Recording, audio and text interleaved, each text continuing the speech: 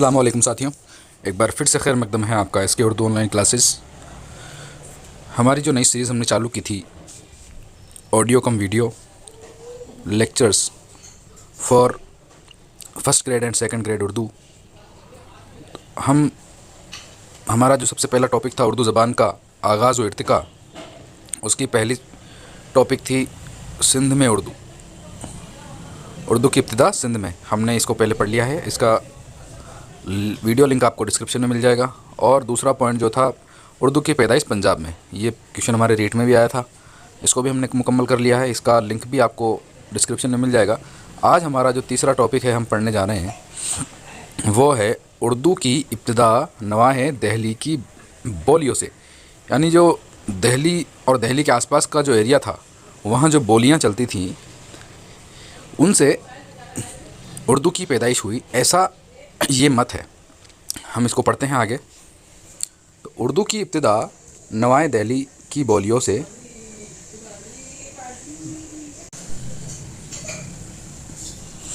Professor Masood Hussain Khan ने अपने तसनीफ़ मुकदमा तारीख़ी ज़बान उर्दू, दोस्तों ये याद रखने वाली चीज़ है, मुकदमा तारीख़ी ज़बान उर्दू किसका है? प्रोफेसर मसूद हुसैन खान का है। दिल्ली में 1948 में शाया हुआ था कि मजमुआ में महमूद शिरानी के इस नज़रिए की बड़ी खूबी के साथ तनकीद की है। प्रोफेसर मसूद हुसैन खान ने अपनी तसनीफ़ मुकदमा तारीख़ी ज़बान उर्दू में महमूद शिरानी के इस नज़रिए की बड़ी खूबी के साथ तनकीद की है और मुतादिद मिसालों और दलीलों से ये साबित किया है कि कदीम उर्दू और दक्कन की खुसूसियात महमूद शिरानी पंजाबी से मंसूब करते हैं।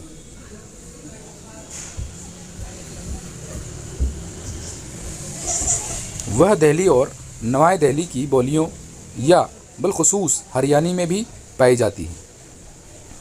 यानी इनका कहने का जो मकसद है वो है कि महमूद शिरानी साहब ने जो कहा है कि पंजाब उर्दू की पैदाइश पंजाब और उसके आसपास के इलाके से हुई है, उसको प्रोफेसर मसूद हुसैन खान साहब जो हैं वो कहते हैं कि ये सही नहीं है, या उसकी इन्होंने तनकीद की है। उन्होंने ये कहा है कि वह दिल्ली और नवाए दिल्ली की बोलियों बिलखुसूस हरियाणी में भी पाई जाती है। जो खूबी पंजाब में पाई जाती है उर्दू की पैदाइश से रिलेटेड, वही चीज़ें हरियाणी में भी, हरियाणा जो कि दिल्ली के आसपास का इलाका है, बॉर्डर इलाका। दूसरे लफ्ज़ों में अगर कहा जाए तो उर्दू का पंजाबीपन उसका हरियाणीपन भी है, उर्दू का पंजाबीपन उसका हरियाणीपन भी है, ऐसा प्रोफेसर मसूद हुसैन खान ने कहा। प्रोफेसर मसूद हुसैन खान दक्कन की लिसानी खुसूसियात का नवाए दिल्ली की बोलियों के साथ तकाबुल से एक नए लिसानी नज़रिए की तश्कील की है। उर्दू की इब्तिदा का सुराग पाने के लिए उन्होंने नवाए दिल्ली की बोलियों की अहमियत पर बहुत ज़्यादा जोर दिया है। शहर दिल्ली 4 बोलियों के संग पर वाक़ है। ये बोलियां हैं हरियाणी, खड़ी बोली, ब्रज भाषा और मेवाती। तो जो दिल्ली, नवाए दिल्ली के आसपास जो 4 बोलियां ख़ास तौर पर बोली जाती थी, हरियाणी, खड़ी बोली, ब्रज भाषा और मेवाती। तो प्रोफेसर मसूद हुसैन के लिहाज से इन 4 बोलियों से ही उर्दू की जाए पैदाइश मानी गई है। हरियाणी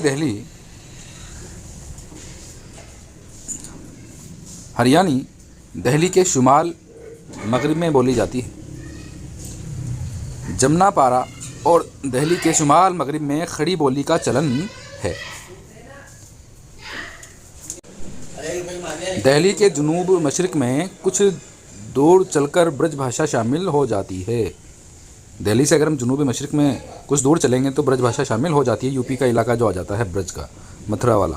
और दिल्ली के जुनूब मगरिबी हिस्से में राजस्थान की एक बोली मेवाती बोली जाती है। बकौल प्रोफेसर मसूद हुसैन खान, उर्दू के इर्तिका में इन तमाम बोलियों के असरात मुख्तलिफ़ ज़बानों में पड़ते रहे हैं। प्रोफेसर मसूद हुसैन के जो कहा वो ये कि ये जो 4 भाषाएं थीं, हरियाणी, ब्रजभाषा, मेवाती और खड़ी बोली, इन ज़बानों के जो है असरात वो सभी भाषाएं जो दिल्ली में बोने जाने लगी या दिल्ली में आए हुए लोगों द्वारा इस्तेमाल की जा रही थी, उनके असरात उस पर भी देखे गए। हरियाणी ने कदीम उर्दू की तश्कील में हिस्सा लिया। हरियाणी ज़बान में जो कदीम पुरानी उर्दू थी, शुरुआती उर्दू, उसकी बनावट में उसमें हिस्सा लिया। खड़ी बोली ने जदीद उर्दू का डोल तैयार किया। और जो खड़ी बोली थी, ये क्वेश्चन इस तरह से भी आ सकता है कि ये कॉल किसका है। खड़ी बोली ने जदीद उर्दू का डोल तैयार किया, तो ये है प्रोफेसर मसूद हुसैन खां। ब्रजभाषा ने उर्दू का मयारी लब और लहजा मुतय्यन करने में मदद दी। अगेन इम्पोर्टेंट कॉल, ब्रजभाषा ने उर्दू का मयारी लब और लहजा मुतय्यन करने में मदद दी। और मेवाती ने कदीम उर्दू पर अपने असरात छोड़े हैं। मेवाती ज़बान ने कदीम उर्दू पर अपने असरात छोड़े हैं। साथ ही इस ज़मन में मुकदमा तारीख़ी ज़बान उर्दू, जो कि किताब है प्रोफेसर मोहम्मद हुसैन की, मुकदमा तारीख़ी ज़बान उर्दू का ये इक़्तिबास मुलाहिज़ा हो, तो हम पढ़ते हैं उस किताब का। कदीम उर्दू की तश्कील बराह रास्त हरियाणी के ज़ेर असर हुई है।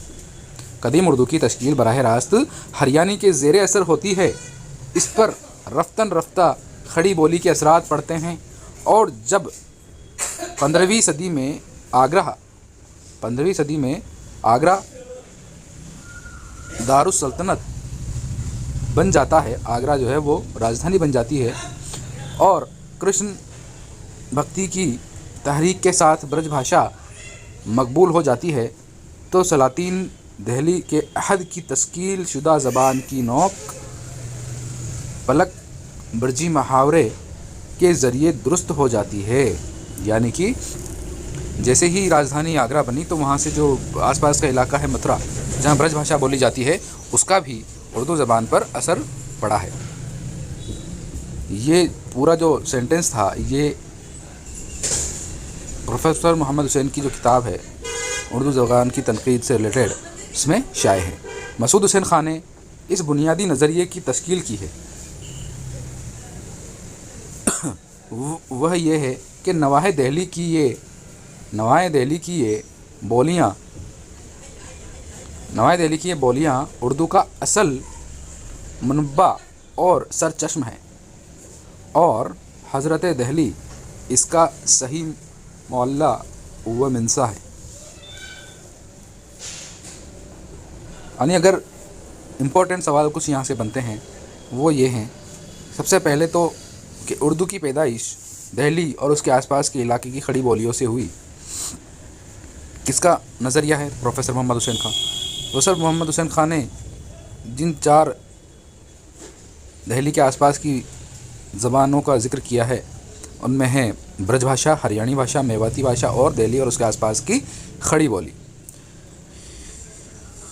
उनकी जो किताब है उसका नाम है मुकदमा तारीख़ी ज़बान उर्दू, जो कि 1948 में दिल्ली में लिखी गई। और प्रोफेसर महमूद शीरानी की जो नज़रिया था कि उर्दू की पैदाइश पंजाब और उसके आसपास के इलाकों में हुई, उस पर भी इन्होंने तनकीद की है और कहा है कि पंजाबी के साथ साथ हरियाणवी ज़बान का भी उर्दू की इब्तिदा में और पैदाइश में काफ़ी ज़्यादा हिस्सा है।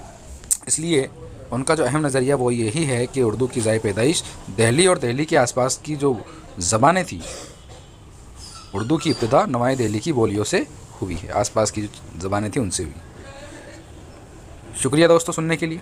हमारा अगला जो टॉपिक होगा वो होगा उर्दू की इब्तिदा दक्कन में, यानी उर्दू की ज़ाय पैदाइश दक्षिणी भारत में हुई, उससे रिलेटेड हम अगले वीडियो में देखेंगे। तब तक आपसे इल्तिजा है कि आप हमारे वीडियो को लाइक करें, शेयर करें और चैनल को सब्सक्राइब करें। अपने जो साथी इसको सेकंड ग्रेड फर्स्ट ग्रेड की तैयारी करें उनके साथ शेयर करें। शुक्रिया।